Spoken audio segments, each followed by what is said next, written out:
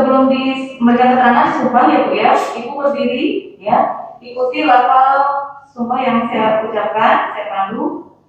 Oke, siap ya Bu ya? Bismillahirrahmanirrahim.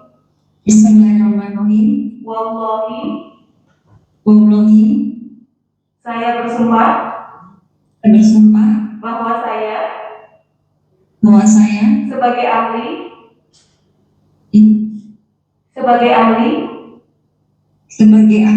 dalam perkara ini akan memberikan pendapat menurut pengetahuan dan pengalaman saya sebaik-baiknya. Ya, terima kasih Bu, terima kasih Bapak. Silakan duduk kembali Ibu. Ini yang masuk siapa ya? Oh Ibu Bapak. Dari luar ini pihak nggak boleh. Oke, ini Pak ya. Ibu tadi Ibu sudah mengucapkan sumpah. Selanjutnya Ibu akan kami panggil Ibu ahli atau saudara ahli ya atau ahli. Itu menunjukkan kepada Ibu. Tolong sampaikan nanti pendapat menurut pengetahuan dan pengalaman Ibu ya Bu ya. Seperti itu. Ya. Jadi ada konsekuensinya ya Bu ya. Tadi yang bersumpah adalah Ibu sendiri. Saya hanya mengucapkan nama sumpah. Jadi ada konsekuensi pertanggungjawabannya. Di dunia ada sanksi pidananya Bu ya. Kemudian nanti di akhirat ada penjelasannya di hadapan Allah Subhanahu wa taala. Oke. Untuk kuasa penggugat, para penggugat ini ahli menerangkan apa Pak? Pak Ted, silakan. Dr. Susilo ini adalah ahli patologi. Baik. Dan kita telah minta Dr. Susilo ini untuk membantu soal beberapa hal terkait COVID dan vaksin. Baik. Dari aspek patologi dan dari aspek ilmiah kedokteran. Baik. Terdengar Bu suaranya? Ya. Iya. Iya. Nanti fokus pada kita. Ahli ini berkaitan dengan patologi. Nanti ditinjau dari vaksin, kemudian COVID, ya seperti itu. Baik. Silakan dimulai dari kuasa para dokter. Silakan. Agak berdasarkan Ya, Dr. Susilo ini punya presentasi berbasis slides. Jadi mungkin kita bisa mulai dengan presentasi. Itu ada PowerPoint? Mohon izin saya share. Oh sebentar. Kelihatan ya? Ini share screen-nya di mana? Udah jadi bukti surat belum Bu di sini? Belum ya? Belum ya? Apa? Izin yang kalau presentasi seperti itu apakah harus atau kita langsung dulu? Makanya ini aja Bu, jadi kami sistemnya pertanyaan dan jawaban. Jadi Bu kalau seperti itu nanti jadi bukti surat, nanti pihak lawan keberatan. Sistemnya pertanyaan, dokter ahli menjawab. Itu saja Pak Ted ya. Ya, silakan. Ya. Oke.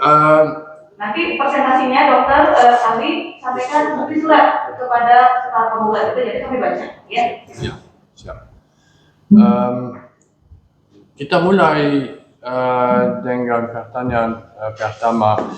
Apakah ada cara lain yang tanpa efek samping dan efektif untuk mencegah infeksi COVID dan akibat parah dari COVID? Cara lain selain vaksinasi. Ya. Jadi memang untuk mengetahui cara mencegah dan cara mengatasi suatu penyakit, kita harus memahami dulu tentang bagaimana mekanisme penyakit. Nah, COVID ini dari beberapa literatur yang terkini, dari bukti-bukti otopsi yang dilakukan oleh beberapa negara, dinyatakan sebagai penyakit hipersensitivitas, penyakit yang dikarenakan adanya respon imun yang berlebihan dari para penderita itu. Jadi pada COVID yang berat didapatkan bukti dari beberapa negara bahwa hasil otopsi pada jaringan paru, kemudian pada jaringan yang lain yang menyebabkan akhirnya COVID itu mempunyai gambaran seribu wajah.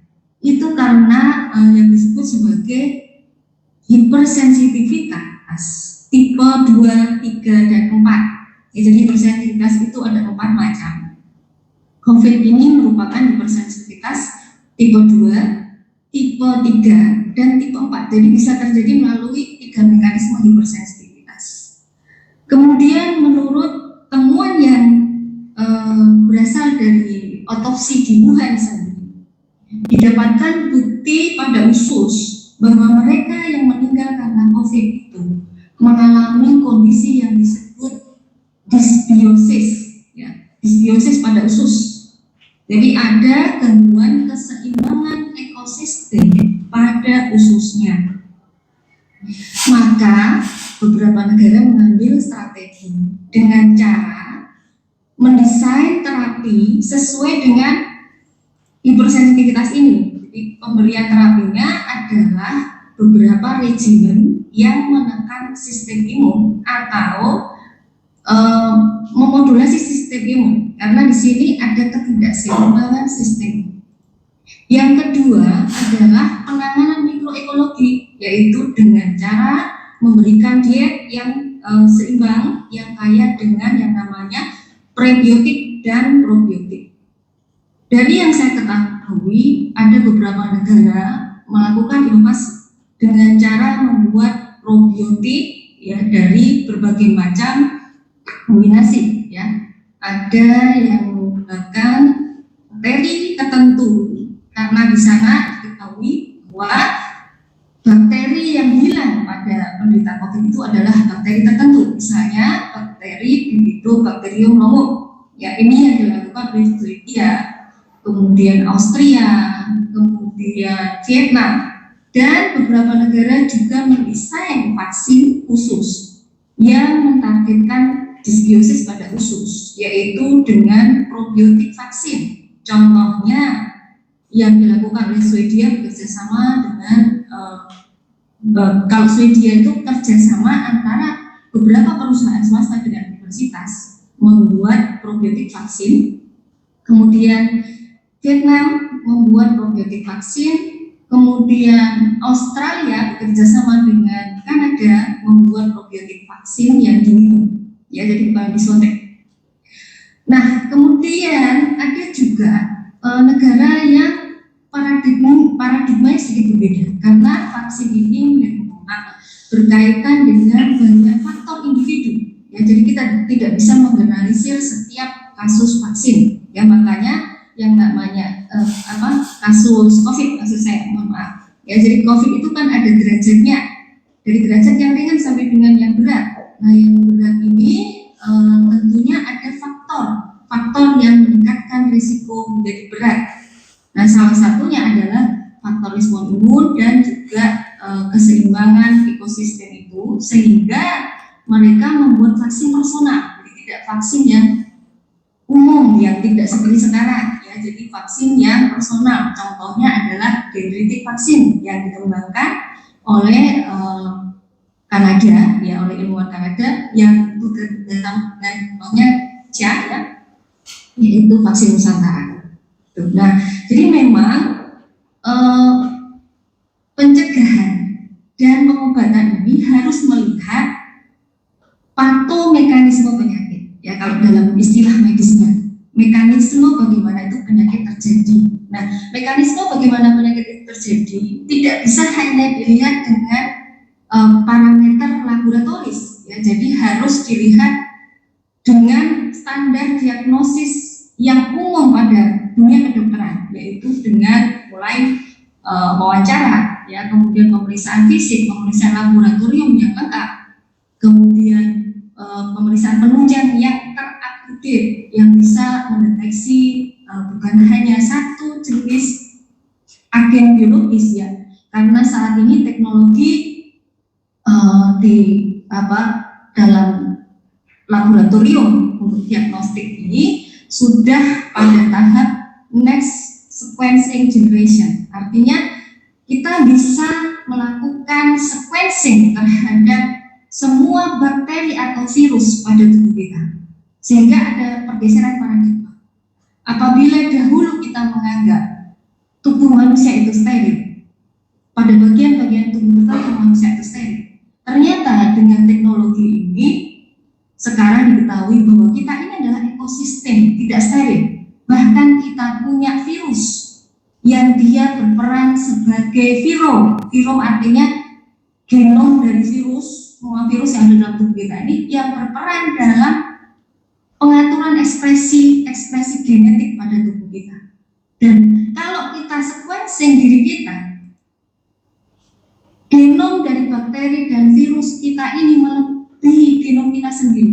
Artinya, sesungguhnya manusia itu adalah mikrobiota berjalan, ekosistem mikrobiota berjalan. Sehingga, kalau kita ingin mendiagnosis penyakit, tidak bisa kita hanya mengandalkan PCR, tidak bisa. Ya, kita harus menggunakan standar pemeriksaan yang umum pada kedokteran pada umumnya, semua penyakit pada umumnya, dan dengan melakukan next sequencing generation. Ya, sayangnya teknologi ini tidak semua negara mempunyai, sehingga seperti Indonesia, kalau kita ingin melakukan diagnostik next sequencing generation, kita harus mengirimkan sampel ke negara lain. Jadi itu beberapa hal yang bisa saya sampaikan mengenai bagaimana upaya yang efektif ya dalam mencegah dan mengatasi pandemi ini. Terima kasih. Terima kasih Ibu Ali. Dalam konteks yang sama, apakah Ibu Ali bisa menjelaskan secara singkat hubungan antara kesehatan metabolik, terutama tingkat gula darah rata-rata, dan akibat parah dari COVID? Ya, terima kasih. Mohon izin menjawab. Jadi memang begini, status kesehatan manusia ditentukan oleh banyak faktor. Ya, penyakit itu terjadi karena ketidakseimbangan dari semua sistem tubuh manusia. Dan pada yang terkini, pada paradigma yang terkini, status kesehatan manusia itu ditentukan oleh kesehatan otaknya, ya, terutama kesehatan struktur saraf dan mental. Yang kedua adalah kesehatan usus, dimulai dari keutuhan dinding usus itu, kemudian dari ekosistem yang ada pada usus itu, dan ekosistem mikrobiota seluruh tubuh kita. Jadi ada 3 faktor. Nah, apabila terjadi gangguan metabolik, berarti sudah terjadi gangguan pada tingkat usus tentunya, ya, ususnya terutama. Karena metabolisme kita itu terutama berasal dari usus. Maka mengapa Hippocrates pada masanya menyebutkan, padahal pada saat itu belum ada teknologi ya, yang seperti sekarang ya. Hippocrates mengatakan semua penyakit itu berasal dari usus. Karena apabila usus kita bermasalah, itu ibaratnya kita meracuni diri kita sendiri. Dan yang paling berperan dalam menjaga keutuhan usus kita itu adalah ekosistem pada usus kita. Karena ekosistem pada usus itu mempengaruhi ekosistem di lain tempat. Misalnya di paru-paru, ekosistem di paru-paru ada sendiri ya. Kemudian di hati ya, di otak, bahkan sekarang temukan ada ekosistem di otak yang tadinya tidak ada ya. Demikian juga pada rahim ya, pada tempat-tempat yang tadinya kita anggap steril itu ternyata ada ekosistemnya gitu. Termasuk terutama pada lubang-lubang pada area hidung, kemudian mulut gitu ya, dan bahkan pada daerah itu. Nah, maka kelainan metabolik menunjukkan bahwa sudah ada yang salah pada tubuh penderita itu yang menyebabkan dia lebih berisiko untuk mengalami penyakit yang berat, baik oleh virus, pun bakteri, ataupun oleh agen kimia. Ya, jadi penyebab sakit itu bukan hanya agen biologis, ya, akan tapi juga agen kimia, kemudian agen fisik, termasuk terkena sinar matahari, terkena paparan radiasi misalnya. Nah, apalagi kalau orang itu stres, ya, kalau orang itu stres, sistem imunnya pasti melemah, ya, terutama sistem imun yang terkait dengan melawan virus. Virus-virus itu padahal itu bagian dari kita ya. Kalau sistem imun kita melemah, dia bisa akhirnya menginfeksi kita. Maka pengendalian terhadap stres ini juga penting ya. Nah, pada masa pandemi ini kita melihat bahwa status mental masyarakat banyak yang karena baik itu stres sosial maupun ekonomi ya, kemudian gizinya mungkin juga berkurang, sehingga kita bisa melihat banyak orang yang terinfeksi, walaupun kalau kita hitung berdasarkan statistik angka kesembuhannya sangat tinggi ya. Di beberapa negara dan bahkan data di Worldmeter itu menyebutkan sekitar 90% ke atas. Mungkin demikian sudah cukup? Ya. Kita para penggugat di sini berpendapat berdasarkan banyak data dan bukti bahwa vaksin ini tidak berguna. Sudah terbukti tidak mencegah penularan, tidak mencegah infeksi, tidak mencegah apa-apa. Apakah menurut Ibu Ali pola hidup, terutama pola makan sehat, banyak sayur dan buah, tanpa makanan industrial dan tanpa gula, terutama tanpa gula, apakah itu lebih efektif dari vaksin untuk mencegah akibat parah dari COVID? Pencegahan penyakit itu tidak harus selalu menggunakan vaksin ya. Tidak semua penyakit ada vaksin ya. Dalam perkembangannya vaksin pun sekarang ini mulai dikembangkan dengan melihat manusia sebagai ekosistem ya. Contohnya ya pengembangan vaksin probiotik tadi ya. Jadi memang banyak penelitian membuktikan bahwa banyak penyakit itu berkaitan dengan perubahan ekosistem bakteri, virus dalam tubuh manusia. Nah, pada kasus COVID ini yang berkurang pada usus manusia itu adalah Bifidobacterium longum ya. Oleh sebab itu pendekatannya ada beberapa yang menggunakan vaksin yang mendesain dengan mentargetkan Bifidobacterium longum, memberi pasien itu vaksin yang diberi Bifidobacterium longum yang sudah direkayasa genetiknya membawa spike protein dari SARS-CoV-2. Contohnya di sini adalah vaksin Synvivo, gitu ya. Akan tetapi ada beberapa negara yang mengambil langkah lain, artinya mereka berpikir berbeda, gitu ya, bahwa bukan vaksin ini bentuknya harusnya, tapi probiotik. Dan mereka menggunakan probiotik, ada yang menggunakan Bifidobacterium longum dikombinasi dengan spesies yang lain, ada yang dikombinasi dengan prebiotik karena probiotik itu untuk hidupnya membutuhkan prebiotik ya. Ada yang hanya pendekatan diet ya, hanya menganjurkan penata laksanaan mikroekologi seperti yang dilakukan oleh Universitas Zhejiang misalnya. Universitas Zhejiang di sana membuat semacam panduan yang salah satunya adalah penata laksanaan mikroekologi dengan diet seimbang kaya dengan serat. Ya, kaya dengan serat karena makanan bakteri baik itu adalah serat.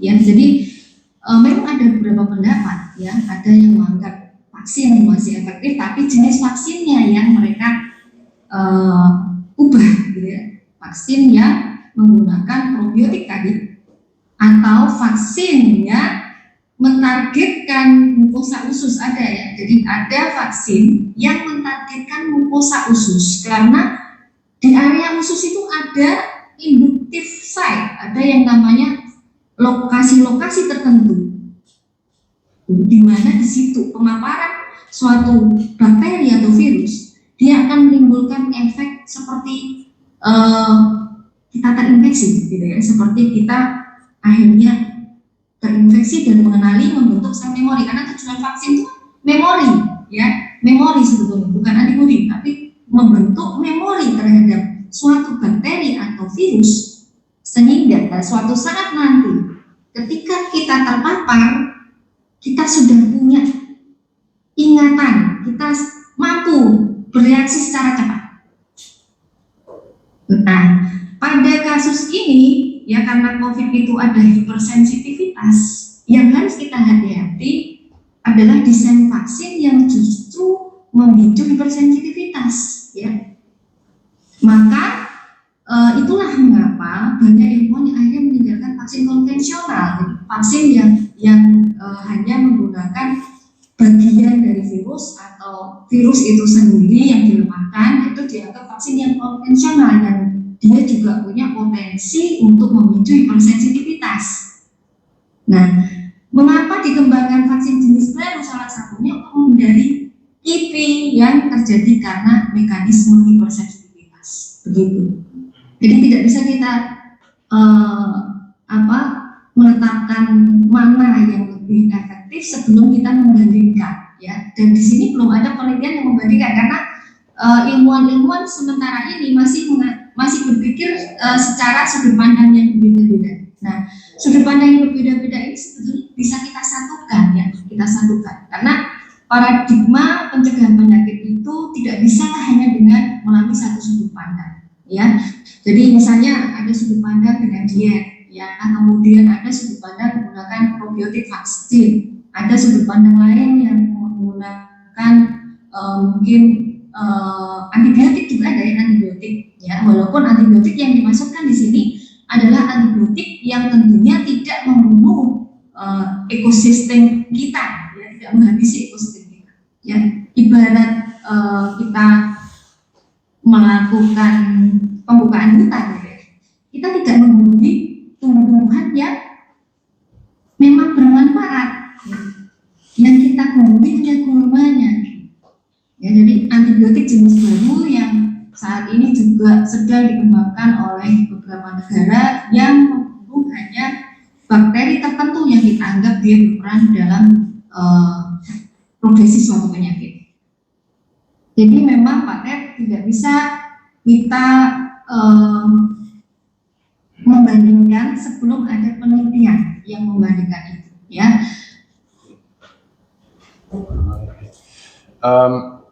Ya, yang kita lihat dari sisi pemerintah, bukan hanya Indonesia, di banyak negara lain, cuma adalah vaksin.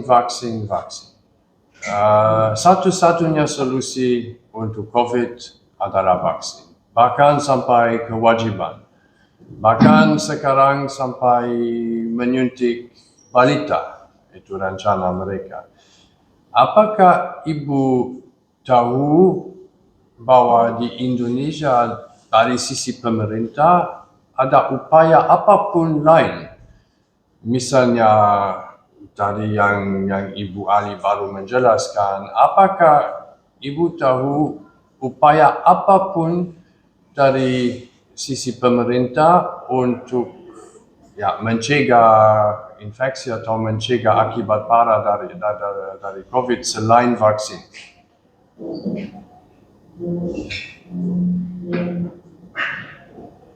Sebetulnya untuk mengetahui upaya-upaya ini apakah efektif atau tidak, kita bisa membandingkan dua periode yang terjadi pada pandemi pada saat ini, di mana satu periode itu kita belum menggunakan vaksin dan periode yang lain adalah menggunakan vaksin.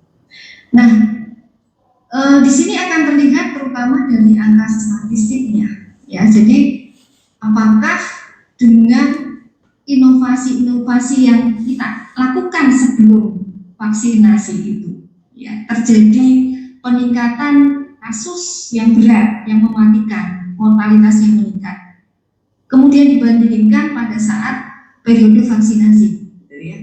Nah, sebetulnya kalau saya melihat dari protokol kesehatan yang sudah diterapkan di Indonesia dan buku panduannya, gitu, ya, pada masa awal pandemi, pemerintah sudah memberi ruang untuk para ilmuwan melakukan inovasi, ya, terutama ada riset-riset yang terkait dengan probiotik ya dan juga nutrisi selain vaksin ya, walaupun kita lihat memang akhirnya yang paling diunggulkan adalah vaksin gitu ya. Dan vaksin pun kita lihat di Indonesia juga beragam ya, sudah ada beberapa vaksin dari Indonesia sendiri seperti Nusantara ya, kemudian vaksin merah putih ya.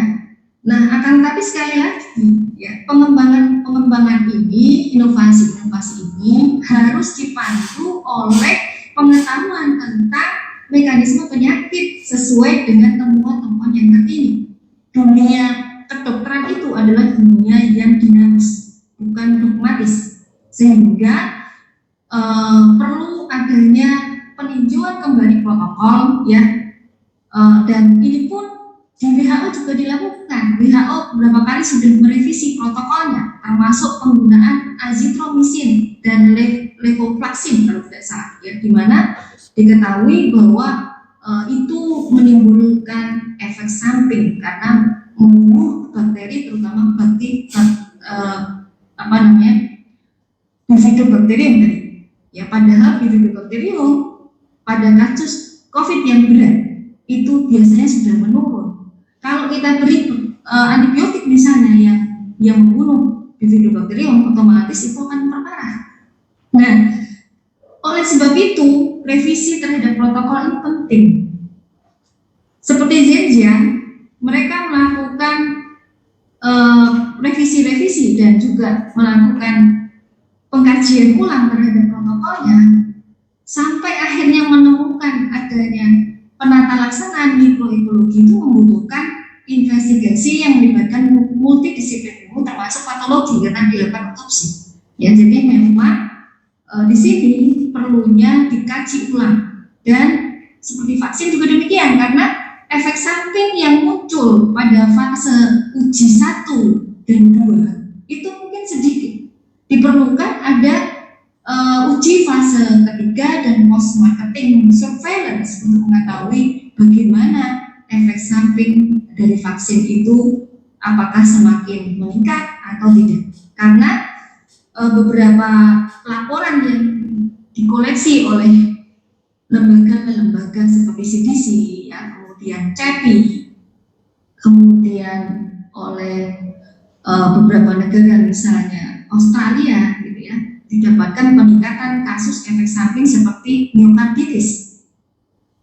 Dan ini sangat mengkhawatirkan sehingga mereka pun membuat panduan resmi terhadap kasus kipi yang berat seperti miokarditis ini. Ya, walaupun miokarditis ini derajatnya bermacam-macam dan perlu tindakan cepat untuk melakukan pertolongan pertama pada para penderita miokarditis. Ya, sehingga memang di Indonesia ini mungkin kita harus melakukan pengkajian yang lebih terkini, ya, lebih up to date tentang vaksin ini, terutama dilakukan yang namanya post marketing surveillance, ya, sehingga kita dapatkan data yang benar-benar tentang kipi. Dan berdasarkan data ini diharapkan ya ada langkah kebijakan supaya kita bisa melakukan inovasi, ilmuwan-ilmuwan bisa menindaklanjuti dengan inovasi dan menggunakan jenis vaksin yang sesuai. Oke, makasih. Sebelum kita masuk dalam topik KIPI, satu pertanyaan. Apakah di Indonesia pernah terjadi uji vaksin, uji klinis vaksin, kecuali uji yang kecil Sinovac, tapi untuk semua vaksin lain, apakah di Indonesia pernah dilakukan uji apapun tentang keamanan atau efektivitas vaksin, misalnya Pfizer, AstraZeneca, Moderna, dan lain-lain? Vaksin di publish itu adalah uji vaksin terhadap Sinovac, yang lainnya belum publish, ya, sepengetahuan saya. Nah, dan perlu kita ingat uji fase 1, uji fase 2, uji fase 3 itu harus diikuti dengan uji fase 4 atau yang disebut post marketing surveillance. Dan di situ nantinya baru kita bisa mendapatkan data yang lebih besar tentang efek samping vaksin. Dan perlu diingat juga bahwa klasifikasi efek samping vaksin ini perlu dilakukan standarisasi. Jangan sampai kita terlalu meng-underestimatekan ya, gejala-gejala gastrointestinal terutama ya. Karena dari penelitian saya sendiri ya, terhadap risiko severity dari COVID, salah satu gejala yang dia meningkatkan risiko COVID derajat berat adalah diare. Karena di situ sudah ada diare, itu sebenarnya suatu tanda, suatu alarming bahwa terjadi gangguan ekosistem usus. Ya, padahal tadi disebutkan COVID yang berat, yang meninggal rata-rata adalah yang mengalami disbiosis pada usus. Sehingga bila dalam uji vaksin itu didapatkan ada gejala yang parah pada gangguan gastrointestinal terutama, kita harus menjadikan itu sebagai alarm bahwa nanti di uji fase keempat ini harus kita tindak lanjuti. Jadi jangan hanya mengandalkan klasifikasi yang ada sekarang.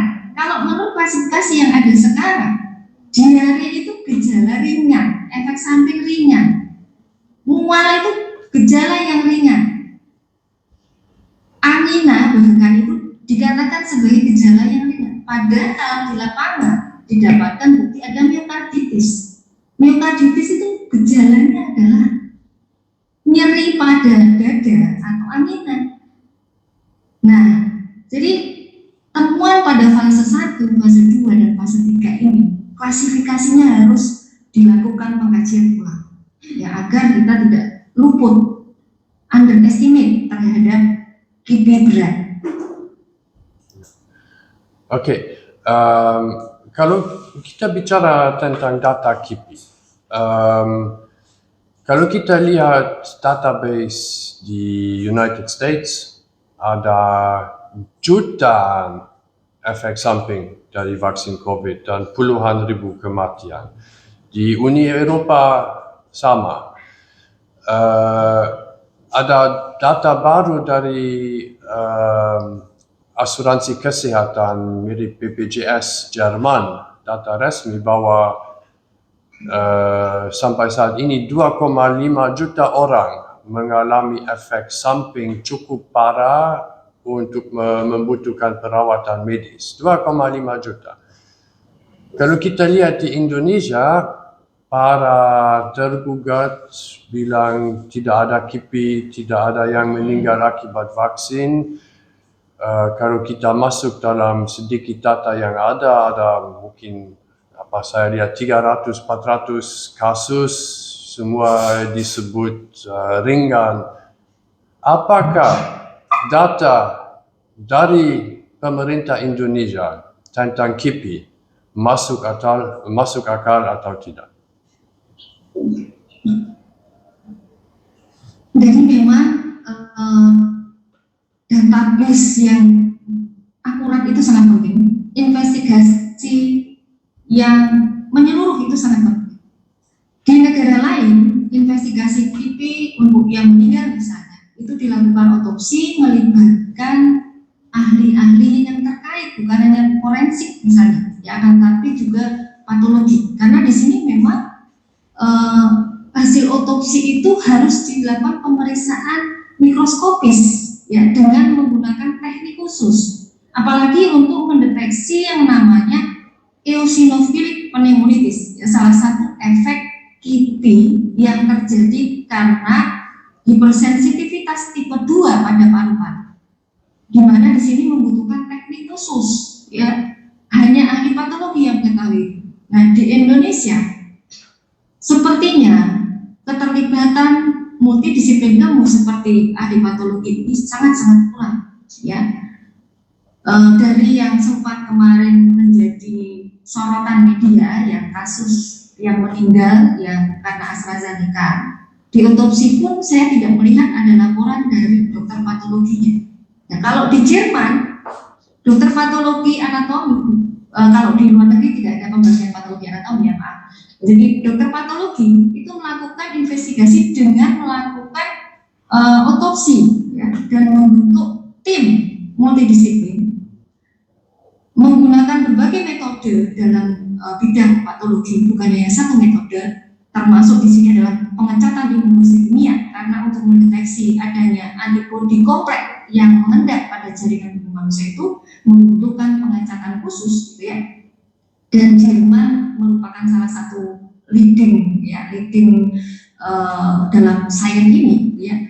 Maka di sana dilakukan upaya investigasi dengan otopsi yang melibatkan ahli patologi dan didapatkan data bahwa beberapa kematian memang disebabkan karena reaksi hipersensitivitas terhadap vaksin. Ya, maka seharusnya screening kesehatan itu tidak hanya melihat data-data tanda vital yang dianggap penting, gitu ya. Akan tetapi juga screening adanya hipersensitivitas, dan bahkan beberapa produsen seperti Pfizer sudah menyampaikan dalam panduan penggunaan vaksin itu sendiri bahwa kontraindikasi dari vaksin Pfizer adalah hipersensitivitas. Sedangkan praktek di lapangan kita lihat hipersensitivitas itu tidak dilakukan screening. Dan ini akan menimbulkan risiko terhadap orang-orang yang dia memang secara genetik lebih rentan untuk mengalami hipersensitivitas. Manusia itu sangat bermacam-macam, tidak ada manusia yang sama persis. Ada orang yang ditakdirkan mempunyai gen yang dia lebih rentan untuk terkena hipersensitivitas. Ya, dan ini sudah diteliti. Jadi termasuk COVID yang berat itu kalau diteliti, mereka yang sakit berat hingga meninggal adalah orang-orang yang mempunyai variasi genetik tertentu yang menyebabkan dia mempunyai sistem imun yang tidak seimbang. Maka dalam kasus vaksin pun demikian, karena yang mekanisme yang menyebabkan terjadinya penyakit itu adalah karena adanya spike protein ini. Ya, spike protein ini, walaupun dia tidak utuh, itu bisa memicu hipersensitivitas. Dan spike protein ini setelah diteliti oleh beberapa ilmuwan mempunyai kemiripan dengan 155 protein manusia. Sedangkan hipersensitivitas tipe 3 itu terjadi karena yang namanya antigen mimikri. Antigen mimikri itu kemiripan protein kita dengan protein virus, bakteri, atau protein asing. Ya, karena kemiripan sehingga sel imun kita ini menganggap virus tadi mirip dengan protein kita. Akhirnya protein kita sendiri diserang, dianggap sebagai virus. Temuan-temuan ini terbukti pada beberapa kasus yang sudah dipublikasikan dan bahkan sudah ada review artikel dan systematic review yang menjelaskan bagaimana mekanisme efek samping seperti myokarditis misalnya, ya, yang diperkirakan terjadi pada beberapa hasil penelitian dan sudah disebut sebagai teori. Artinya kalau sudah disebut sebagai teori, bukan lagi hipotesa, ya. Teori itu adalah hipotesa yang diterima. Artinya IP melalui mekanisme hipersensitivitas ini memang nyata, walaupun dianggap jarang. Dianggap jarang kenapa? Sekarang begitu.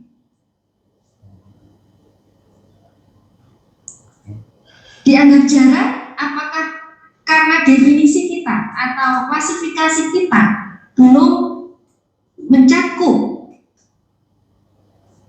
hal itu, gitu? atau investigasi kita belum menyeluruh seperti itu, gitu kan? Ini seperti yang dilakukan oleh ahli-ahli patologi di Jerman. Maka ini merupakan hal penting ya, agar supaya kita tidak dituntut oleh Allah Subhanahu wa taala nanti di akhirat.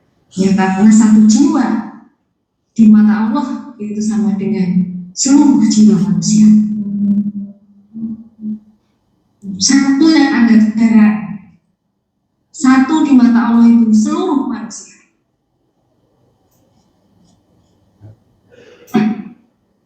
Oke. Ya, terima kasih Ibu Ali. Kita bisa lanjut dalam topik otopsi. 2 minggu lalu ada kesaksian di gugatan ini dari Mas Vicky Fatun, adik dari trio Fauki.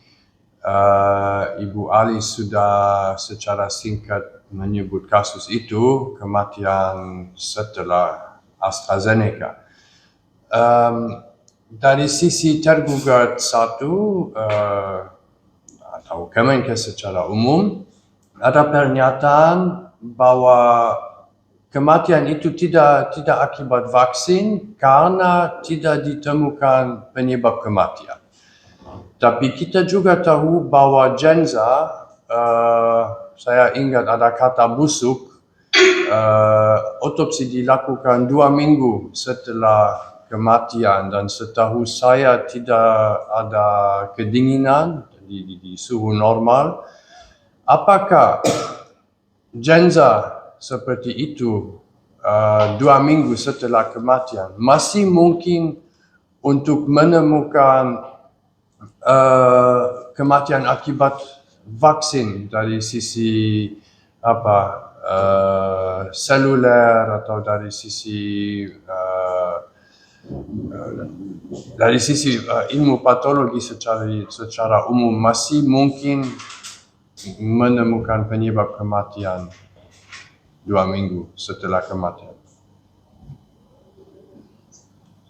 Setelah 2 minggu kematian, ya, umumnya jenazah itu akan mengalami pembusukan, ya, sehingga data-data kematian pada saat itu akan sulit ya kita jadikan pedoman ya untuk menentukan penyebab kematian. Ya, membutuhkan teknologi yang bukan hanya dengan ini ya otopsi oleh ahli forensik ya, akan tetapi membutuhkan teknologi biomolekuler. Ya, apabila kita masih bisa menemukan, salah satunya adalah exosom misalnya, ya, masih mungkin ya, dilakukan investigasi penyebab kematian. Akan tetapi di Indonesia teknologi itu belum berkembang baik dan ahlinya pun masih sangat sedikit, ya, sehingga apabila hasil otopsi saat itu menyebutkan tidak ditemukan penyebab kematian, kemungkinan besar sebetulnya itu valid. Ya, karena dengan teknologi yang ada saat itu, ya kita hanya bisa melihat dengan mata kita, tapi biomolekuler kita tidak bisa, ya, karena membutuhkan alat. Ya, dan di sini juga tidak dilibatkan ahli patologi seperti ini. Ya, jadi dengan hanya otopsi yang melibatkan ahli forensik tentunya tidak akan bisa kita menemukan kematian setelah 2 minggu ya, 2 minggu.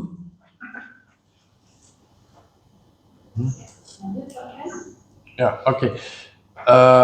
Mungkin cukup untuk KIPI. Saya mau bicara tentang kasus yang Ibu Ali dan saya pernah kerjasama, itu kematian anak di Indonesia. Di mana kematian akibat COVID. Ya, saya pernah sharing data dari IDAI yang saya mendapatkan dari jurnal internasional. Semua anak yang dicatat meninggal akibat COVID pada tahun 2020 di awal pandemi. Itu kira-kira 150 anak. Data itu saya sharing dengan Ibu Ali. Boleh menjelaskan pendapat dari sisi patologi tentang penyebab kematian dalam data tersebut? Apakah ada satu pun anak dalam data tersebut yang terbukti meninggal akibat COVID? Baik, jadi kalau kita melihat dari sumber datanya, ya sumber datanya ini adalah dari laporan kasus dari beberapa private, dari beberapa dokter spesialis anak yang berpraktek mandiri. Ya. Kemudian yang kedua, desain dari penelitian ini adalah penelitian yang dikatakan kohort, ya, kohort retrospektif. Apabila kita kaji ya, laporan itu, desainnya ternyata bukan kohort retrospektif, ya, tapi deskriptif, hanya melaporkan, ya, dan tidak ada data tentang variabel-variabel perancu. Kemudian penentuan kematian karena COVID, investigasinya hanya berdasarkan pemeriksaan fisik dan berdasarkan tes PCR. Padahal sekali lagi saya sampaikan bahwa manusia itu tidak steril. Ya, manusia itu adalah ekosistem virus. Kemungkinan masih banyak ada virus yang lain, sehingga kita tidak bisa mengandalkan hanya PCR untuk menentukan penyebab kematian. Dan menentukan penyebab kematian itu harus dilakukan otopsi dan juga pemeriksaan patologi anatomi. Ya, kalau tidak ada itu, keakurasian suatu data itu menjadi rendah. Dan di dunia setahu saya, kematian karena COVID itu ada dua definisi. Yang satu, kematian dengan COVID, dan kematian karena COVID. Jadi yang di Indonesia ini kematian karena COVID atau kematian dengan COVID kalau hanya dengan pemeriksaan PCR. Ya. Karena penentuan kematian karena COVID itu harus dengan otopsi dan pemeriksaan patologi yang menunjukkan bahwa kematian itu terjadi karena efek langsung dari virus, bukan karena misalnya respon ini, bukan karena yang lainnya. Dalam bahasa medis disebutkan sebagai efek sitopatik dari virus. Oke, kalau kita melihat kesimpulan dari studi dari IDAI yang juga menjadi dasar untuk surat rekomendasi vaksinasi anak ke Kemenkes, apakah kesimpulan dari studi bahwa COVID sangat berbahaya untuk anak-anak? Apakah kesimpulan itu valid kalau kita melihat data mentah dari studi? Baik, dalam dunia kedokteran, penentuan suatu kebijakan penggunaan suatu standar, ya, operasional atau penentuan satu kebijaksanaan, level of evidence yang dibutuhkan itu adalah level of evidence yang tertinggi, ya. Studi deskriptif itu level of evidence-nya rendah. Yang paling tinggi adalah studi meta-analisis. Seperti yang saya lakukan, ya. Saya melakukan studi meta-analisis terhadap multifaktor risiko yang meningkatkan derajat severity dari COVID. Jadi harus melalui studi yang level of evidence-nya tinggi. Tidak bisa hanya berdasarkan laporan kasus yang dikumpulkan hanya dalam jangka waktu 10 bulan apalagi. Oke, mungkin cukup saat ini yang majelis atau para tergugat mungkin punya pertanyaan. Itu cukup ya. Tadi saya dalam penjelasannya jadi diulang-ulang di ininya sumber data, kemudian dan lain sebagainya jadi diulang-ulang seperti itu ya. Ya silakan tergugat satu Pak. Kalau bisa pertanyaan yang lain Pak ya, karena saya menyimak dari hal ini ketika memang pertanyaannya lain tapi jawabannya hampir sama seperti itu Pak saya amati. Ya. Baik, Ibu. Silakan.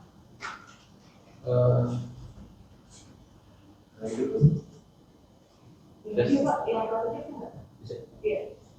Sudah ditanya. Iya. Dengar. Benar. Mohon maaf suaranya agak mendengkur. Ya, Ibu.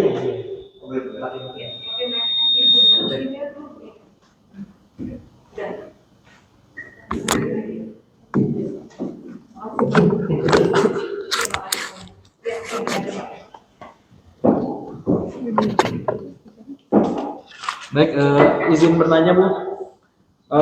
Silakan. Ya, dari apa yang sudah ahli sampaikan tadi, secara sederhana, bagaimana pendapat ahli tentang vaksinasi COVID yang ada di Indonesia saat ini? Apakah dapat diartikan tidak berjalan efektif atau seperti apa, Bu? Dari apa yang dilaksanakan di Indonesia di lapangan, ya, banyak hal yang harus dikaji ulang. Ya karena risiko dari vaksin itu ada dan manusia itu tidak bisa disamaratakan. Jadi ada manusia yang berisiko lebih tinggi untuk mengalami kipi berat, terutama mereka yang mempunyai hipersensitivitas. Maka screening terhadap hipersensitivitas ini penting. Dan tentunya orang yang melakukan vaksinasi harus terdidik dengan apa itu hipersensitivitas. Tidak bisa kita melatih ya orang-orang yang tidak punya basic ilmu dasar tentang hipersensitivitas.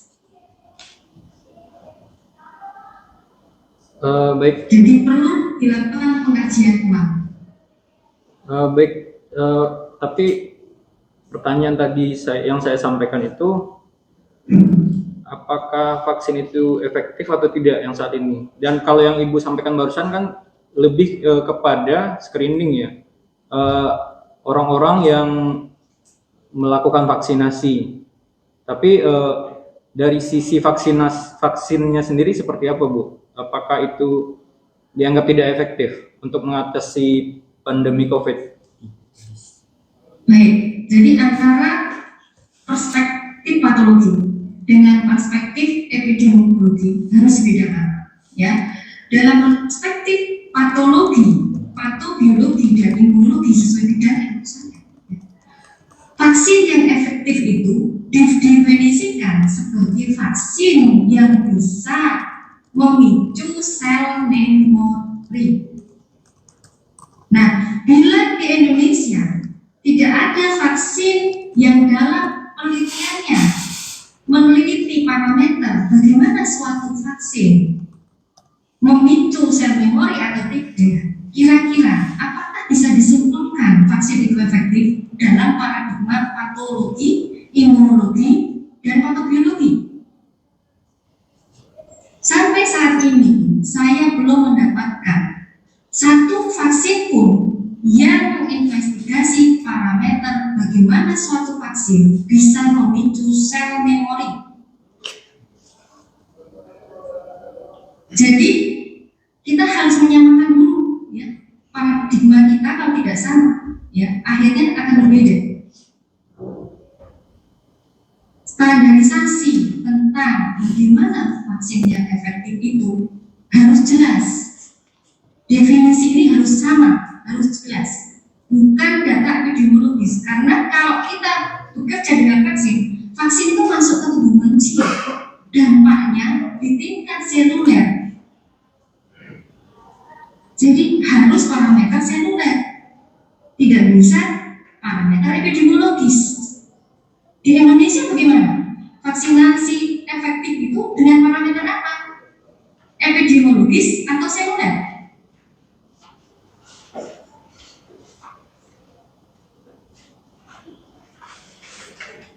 Baik, saya lanjutkan. Ya, apakah ahli sudah mempunyai tulisan sendiri atau karya ilmiah sendiri terkait dengan hal yang sudah disampaikan tadi?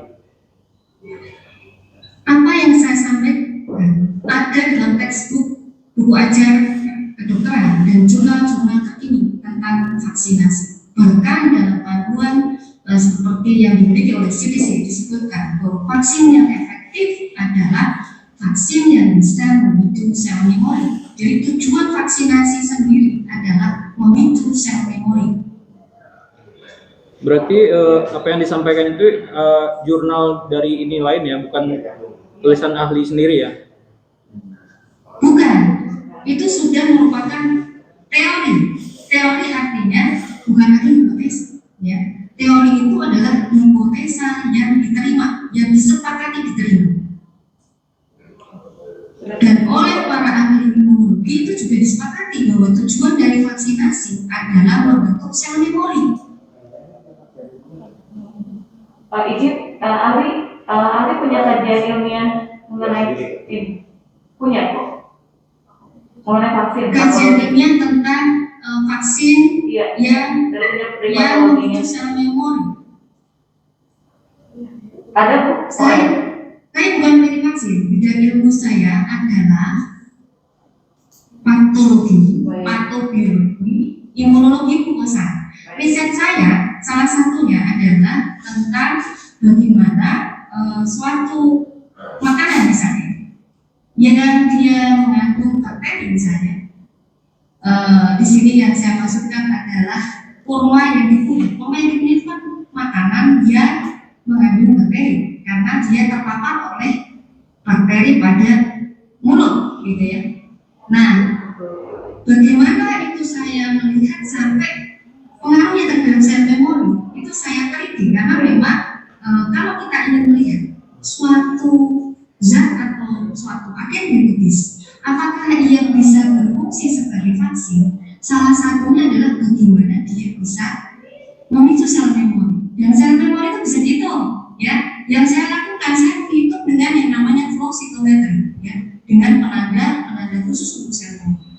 Berarti mengenai parameter itu parameter yang bisa diteliti. Baik, izin ahli. Jadi penelitian ahli mengenai vaksin disangkakan dengan patologi itu belum pernah dilakukan oleh ahli, oleh ibu. Saya bukan peneliti vaksin. Iya, ya, saya. Oke, sudah cukup. Jadi seperti perannya, jadi nanti takutnya dilarikan kemana-mana. Beliau bukan peneliti vaksin, ya. Silakan. Lanjutkan Pak. Biar tidak melebar kemana-mana. Ya. Iya.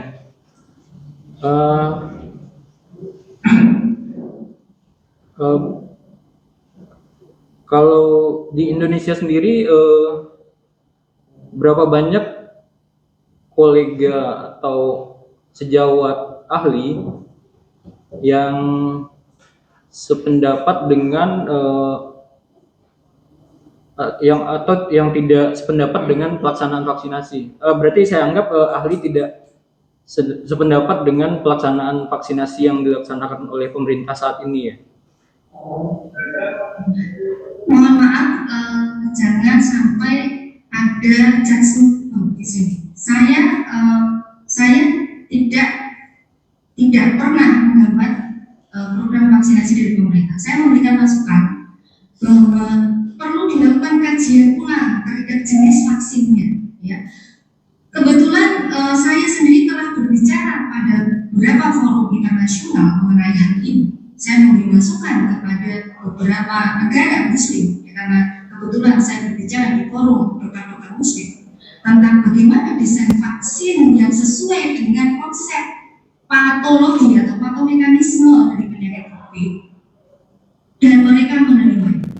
Ya, jadi saya bicara di depan beberapa negara seperti dari negara Turki, Saudi, Malaysia, bahkan saya sendiri mempresentasikan hasil penelitian saya tentang faktor risiko dari vaksin berat di Malaysia pada 2022, ya. Dan saya memasukkan bagaimana strategi untuk pencegahan COVID derajat berat ini, walaupun yang pendekatannya dengan mikroekologi, ya.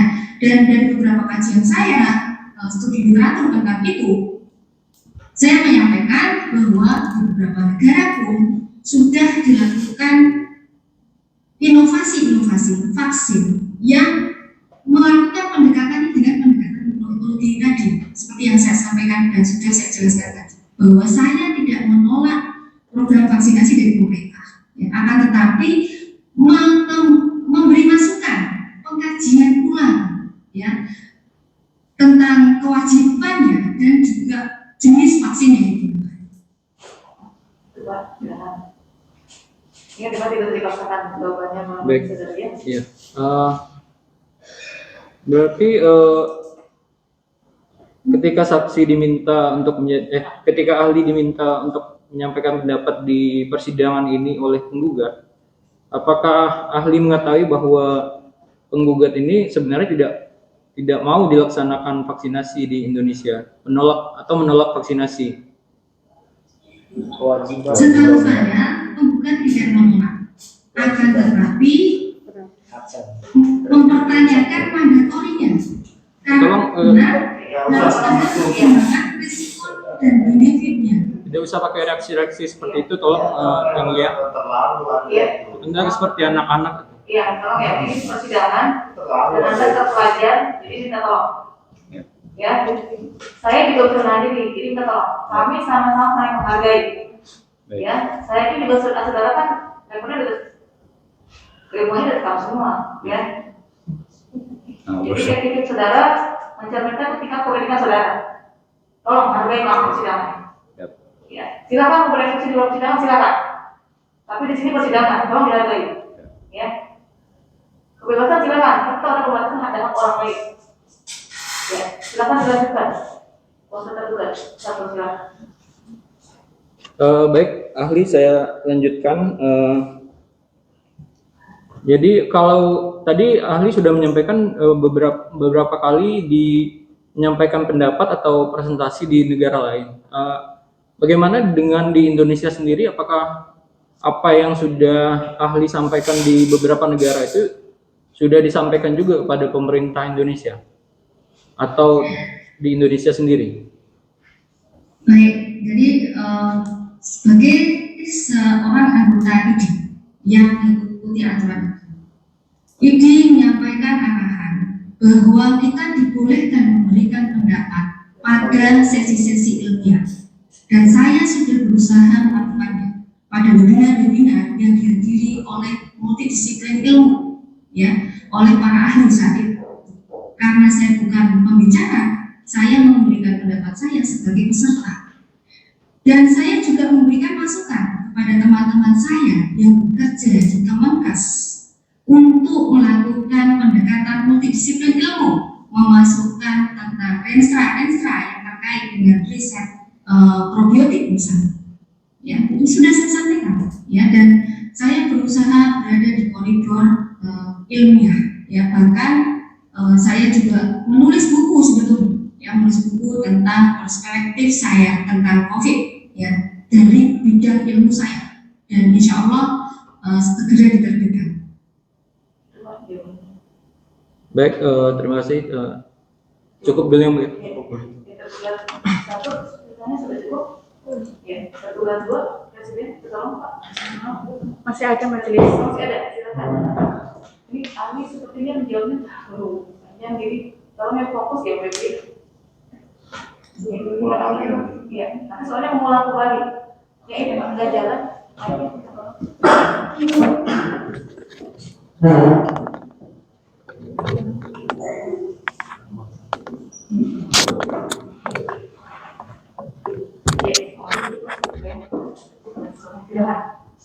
Izin saudara ahli, ibu ahli, apakah suara saya terdengar? Dengan Oh, ya. Baik, terima kasih. Eh, saya ini kan termasuk awam dalam dunia kedokteran ya, apalagi terkait dengan ilmu patologi. Yang saya pahami, Bu, suatu penyakit itu kan penyebabnya ada virus dan bakteri, yang tentu penanganannya akan berbeda, seperti itu. Nah, mohon penjelasannya. Sebelumnya saya juga sepakat, Bu, bahwa setiap orang itu memiliki karakteristik dan eh, respon terhadap obat ataupun vaksinasi itu pasti berbeda gitu, karena memang memiliki ciri-ciri tersendiri.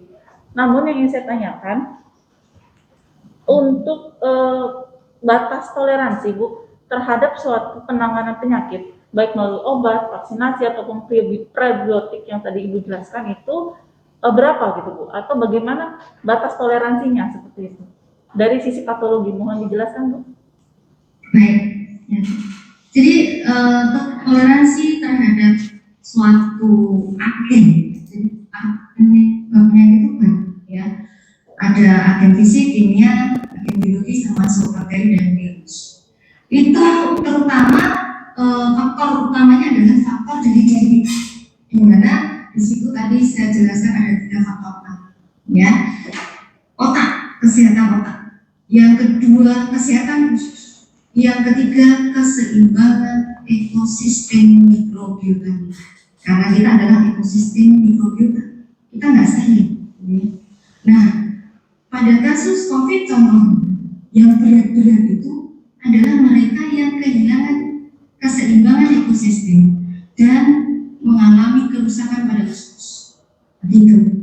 Ya, jadi menurut paradigma yang terkini ya tentang faktor-faktor penentu kesehatan manusia, 3 faktor ini. Ya, maka seperti yang saya sarankan tadi, yang sudah saya sampaikan, pendekatannya tentu harus memperhatikan 3 faktor. Ya, baik, Bu. Itu kan dalam suatu tubuh manusia ya, Bu. Untuk suatu masyarakat, Bu, dalam satu skup tataran masyarakat atau kelompok, itu batas toleransi suatu obat atau vaksin atau penanganan penyakit lah, Bu, dikatakan aman untuk diberikan itu bagaimana batas toleransinya, Bu? Parameter epidemiologis tentu bukan di tangan saya, ya, jadi nanti bisa ditanyakan kepada ahli epidemiologi. Ya, kalau saya sendiri bidang saya adalah patologi, sehingga saya tidak mendalami. Terima kasih. Satu lagi, Bu, izin dari catatan saya, tadi Ibu menyampaikan bahwa WHO sudah melakukan beberapa revisi ya, Bu, protokol dalam penanganan COVID. Mungkin saya lah, Bu, khususnya butuh penjelasan Ibu gitu. Apa saja sih revisi dari WHO ini khususnya terkait dengan pemberian vaksinasi? Karena yang saya tahu, Bu, vaksinasi ini bukan hanya di Indonesia tapi seluruh dunia seperti itu. Mohon penjelasannya, Bu. Ya, jadi WHO dalam hal kebijakan vaksinasi mengoleksi data dari seluruh dunia. Tentunya data WHO ini harus berdasarkan data laporan dari tiap negara. Di beberapa negara sudah dilaporkan, ya, di Israel misalnya, sehingga misalnya akhirnya WHO membuat panduan tentang penata laksanaan myokarditis, ya. Panduan ini dibagi 2 untuk tenaga kesehatan ada dan juga untuk masyarakat, ya, untuk bagaimana kalau mereka mengalami ini dan mendapatkan pertolongan pertama. Nah, di Indonesia data ini apakah sudah disampaikan ke WHO dan seberapa akurasinya? Itu yang penting kita lakukan pengkajian, ya, karena hal ini yang akan menjadi bahan pertimbangan, ya. Itu, Bu, gimana? Baik. Ada lanjutannya dari tergugat. Oh, ada sedikit satu aja. Satu dulu ya. Satu aja majelis. Ali, mendengar suara saya, Ali? Ya. Pertanyaan saya cuma satu, Ali, mohon pemahaman atau penjelasan ahli terkait dengan pelaksanaan vaksinasi yang telah dilakukan ini, apakah mengurangi penyebaran COVID-19 atau seperti apa, ahli? Dari beberapa literatur yang sudah dipublikasi, ya, yang namanya vaksinasi itu tujuannya adalah mencegah COVID yang berat, salah satunya kalau dari dari sisi epidemiologi ya. Sedangkan penyebarannya kalau dilihat dari data statistik, penyebarannya tidak ada pengaruhnya. Ya, maka tujuan desain vaksin itu adalah bagaimana vaksin itu didesain untuk mencegah COVID berat, bukan untuk mencegah transmisi. Karena virus ini punya sifat ya, virus yang seperti COVID ini, SARS-CoV-2 itu punya sifat dia cepat menyebar, ya cepat menyebar, sehingga tujuan vaksinasi itu sebetulnya bukan untuk mencegah penyebaran, akan tetapi mencegah COVID yang berat. Ya, lanjut Pak, atau gimana? Ada subsidi satu lagi. Ya, baik ahli, tadi berdasarkan penjelasan ahli, vaksin itu untuk mencegah terjadinya pemberatan. COVID berat. Oh, iya, COVID berat. Mencegah COVID yang berat. Apakah yang saat ini terjadi vaksinasi itu dapat mencegah keberatan kayak gitu? COVID berat, sorry. Ya, jadi untuk mengetahui data itu tidak cukup sekali lagi dengan data epidemiologis. Ya, jadi ada harusnya data eksperimental. Data apa Yang ahli? menunjukkan bahwa misalnya ya, tikus divaksin kemudian dipaparkan dengan virus setelah divaksin itu tidak mengalami dampak yang berat gitu. Nah, saya tidak mempunyai data tentang itu, jadi saya tidak bisa menjawab. Akan tetapi saya bisa menjawab kalau ini vaksin SARS-CoV-1 dan MERS-CoV. Ya, jadi ada data penelitian pada tikus yang mendesain penelitian dengan cara ya satu tikus, sekelompok tikus ya, diberi vaksin dulu ya, lalu sesudah itu setelah divaksin ditunggu sampai kira-kira vaksin itu bekerja ya, lalu diberi infeksi virus tadi SARS-CoV-1. Yang terjadi pada penelitian itu didapatkan data bahwa virus yang sesudah divaksin dengan SARS-CoV-1 setelah dipaparkan dengan virus SARS-CoV-1 setelah dia divaksin itu mengalami kerusakan paru, yang mengalami kerusakan paru yang seperti gambaran ya dia terkena infeksi sebelum dia divaksin ya, karena mekanismenya adalah hypersensitivity pneumonitis. Jadi ada tikus dikasih vaksin SARS-CoV-1 2 kali, lalu sesudah itu dipaparkan virus. Ternyata setelah diteliti, ya dia mengalami sakit yang sama seperti tikus yang dia tidak pernah divaksin SARS-CoV-1. Nah, desain vaksin SARS-CoV-1 ini adalah desain vaksin konvensional.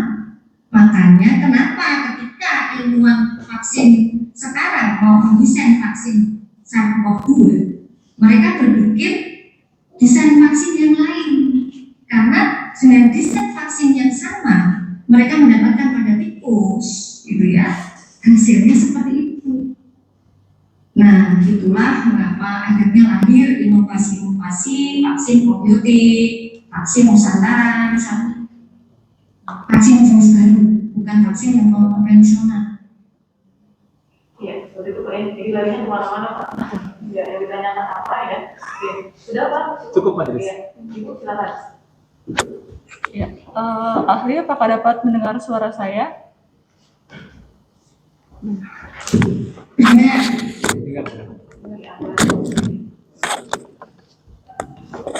Saya ingin menanyakan tadi ahli sempat menyatakan bahwa banyak ahli di dunia meninggalkan desain vaksin konvensional untuk menghindari KIPI, betul? Ibu, Andi bisa dijawab? Mohon maaf, aku putus tadi yang terakhir. Oke, diulang. Saya berdiri. Iya, silakan. tadi